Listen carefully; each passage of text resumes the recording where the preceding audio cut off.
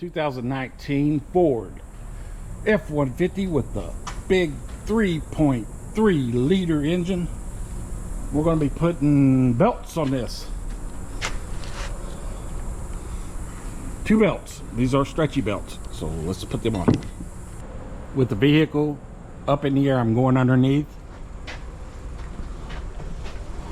And right here, I'm going to take this belt here off, the main belt. It has a tensioner on it. I'm going to pull up on it. I don't know if I can do it one hand and film, but you get the drift. I'm just releasing tension and pulling that belt off. Now the air conditioning belt, it is a stretchy belt, so it doesn't have an tensioner on it. So I'm just going to take a razor blade up here on it, if I can get positioned right, where you can see it. And I'm just going to try to cut it off. I can't tell if I'm seeing anything through that camera or not, but trust me, I'm cutting it off. And there it is.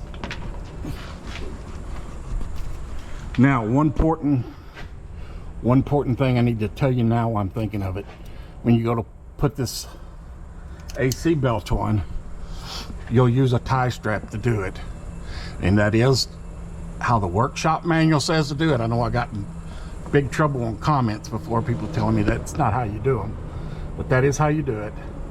But anyway, you want to turn the crankshaft, you want to turn it clockwise.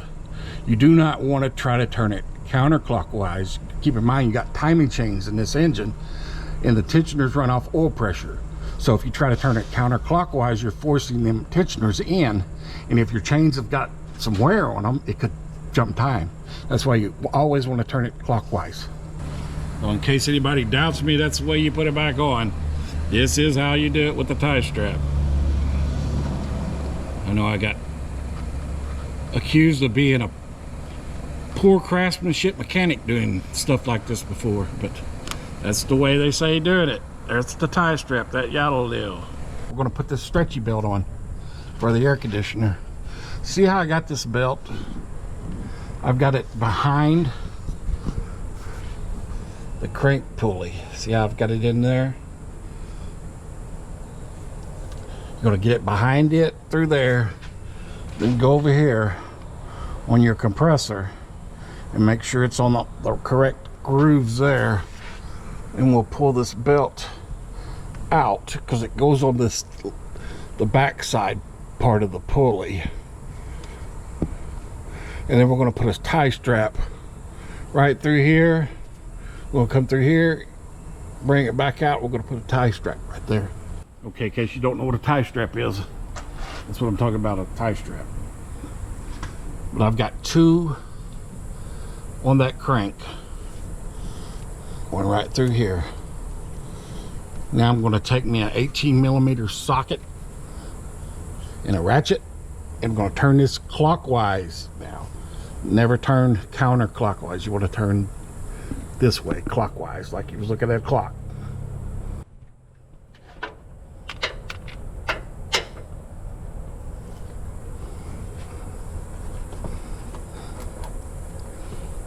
Okay, I'm going to try to do this one-handed while holding the camera.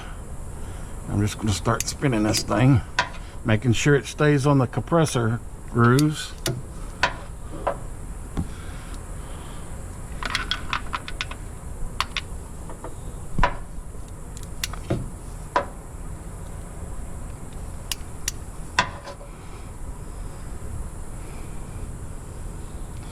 So what I'm running into now, it's starting to pull on this back part here, so I need to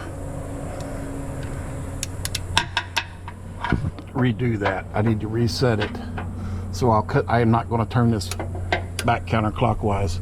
I'm going to cut these straps here and see if I can get that pushed back over.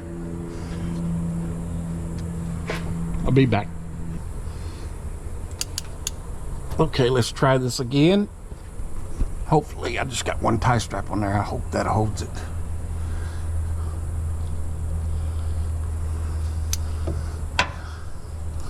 Just keeping an eye on making sure it stays in its grooves. I'll just keep spinning it. And we are on. Now I'll cut this tie strap and then I'll turn it a few times to make sure everything stays in place. And then your other belt, your main serpentine belt, you'll just put it back on the way you took it off. I'll show you a diagram in case you lost yours, you don't remember how it went back on. This is your belt routing. That's the AC belt, it's just straight. And then this one right here is your other one. That's a diagram of it.